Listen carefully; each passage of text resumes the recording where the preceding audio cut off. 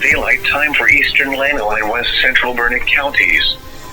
At 5:56 p.m. Central Daylight Time, a severe thunderstorm was located over Ings Lake State Park, or over Buchanan Dam, moving south at 5 miles per hour. This is a destructive storm for Buchanan Dam and Ings Lake State Park. Hazard, softball-size hail and 60 miles per hour wind gusts. Source, radar indicated. Impact, people and animals outdoors will be severely injured.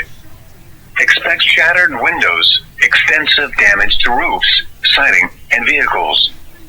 Locations impacted include Burnet, Marble Falls, Kingsland, Buchanan Dam, Gainesville, Granite Shoals, Meadow Lakes, Buchanan Lake Village, Highland Haven, Ings Lake State Park, Longhorn Cavern State Park, and Sunrise Beach Village. For your protection, move to an interior room on the lowest floor of a building. This is a dangerous storm. Prepare immediately for large destructive hail capable of producing significant damage. People outside should move to a shelter inside a strong building and away from windows. Continuous cloud-to-ground lightning is occurring with this storm.